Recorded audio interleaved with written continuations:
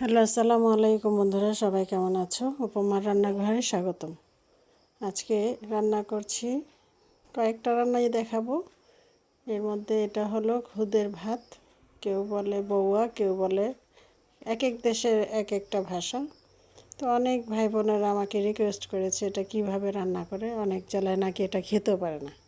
তাই আজকে তুলে ধরলাম। এটা সম্পূর্ণই পোলাওয়ের মতো রান্না করতে হয়। পোলাওয়ের মধ্যে যেমন আদা রসুন দারচিনি এলাচি দিই, এটার মধ্যেও ঠিক সেভাবে, শুধু এখানে পোলাওয়ের চালের বদলে খুদ মানে চাল ভাঙাটা দিতে হয়। তো এই যে দিয়ে দিলাম এই চাল ভাঙা খুদ, আর এখানে দিয়েছি আমি মুসুরের ডাল। তো মুসুরের ডালটা দিলে একটু টেস্ট লাগে বেশি, অনেকে ডালটা ছাড়াই রান্না করে। তো পোলাওর মধ্যে আমরা যেমন পোলাওটা ভালো করে ভেজে, পোলার চালটা ভালো করে ভেজে তারপরে পানি দেই, ঠিক সেইভাবেই এটা রান্না করতে হয়। তো আমি এখানে এক পট চালের জন্য 2 মগ পানি দিয়ে দিলাম। পোলার চালেও কিন্তু এক পটের জন্য 2 মগ পানি দিতে হয়। তো এই দেখো, এটা কিন্তু সিদ্ধ চালের খুদ।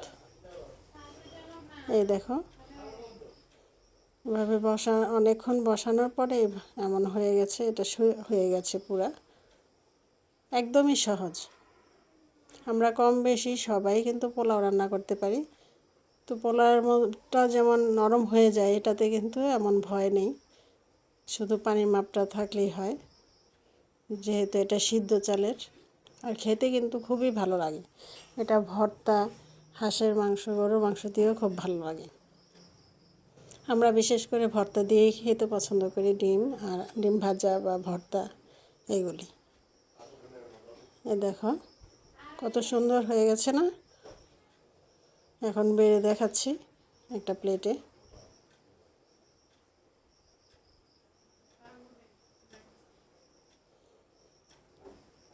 তো কেমন হলো একটু সবাই জানাবে। আর এই যে ভর্তার জন্য আমি বরবটি, কাঁচামরিচ, আলু এগুলি ভেজে নিচ্ছি, সাথে মাছ। আজকে মাছের ভর্তা করব, শুটকির ভর্তা না, এটা দিয়ে খাওয়ার জন্য। আর দেখো আকাশটা কি অন্ধকার হয়ে আসছে, চারিদিকে শুধু কালো আর কালো। এত বৃষ্টি, আর বৃষ্টির মধ্যে কিন্তু এই খুদের ভাতটা খেতে খুব ভালো লাগে ঠান্ডা ঠান্ডা পরিবেশে।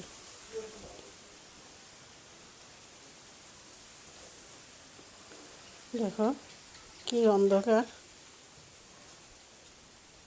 বিশেষ করে খিচুড়ি, খুদের ভাত এগুলি কিন্তু বৃষ্টির মধ্যে খেতে খুবই ভালো লাগে। তো তোমরা কোন কোন জেলায় এগুলি খাও, এই ভাতটা, খুদের ভাতটা আমাকে কমেন্ট করে জানাবে। আর যারা খাওনি তারাও একটু কমেন্ট করে জানাবে। এই দেখো, এভাবে ভালো করে ভেজে নিচ্ছি আমি বরবটি, আলু, তারপর কাঁচামরিচ। অনেকে কিন্তু শুকনো খোলায়ও টালে, আমি একটু তেলের মধ্যে ভেজে নিচ্ছি।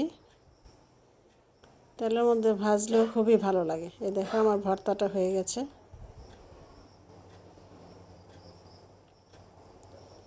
তো কেমন হলো ভর্তাটা? আসলে ভর্তাটা কিন্তু খুবই মজা হয়। আর এখন রান্না করছি করলা ভাজি। দেখো মাশাআল্লাহ, আমার করলা ভাজির কালারটা খুব সুন্দর।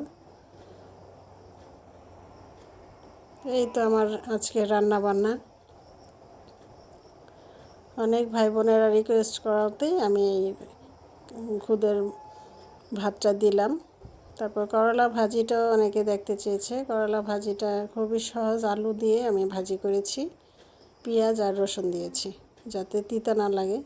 পেঁয়াজ রসুনটা দিলে কিন্তু খুবই সুন্দর একটা স্মেল আসে, আর ভাজিটা করতে খুব সহজ হয়। খোদা হাফেজ সবাইকে।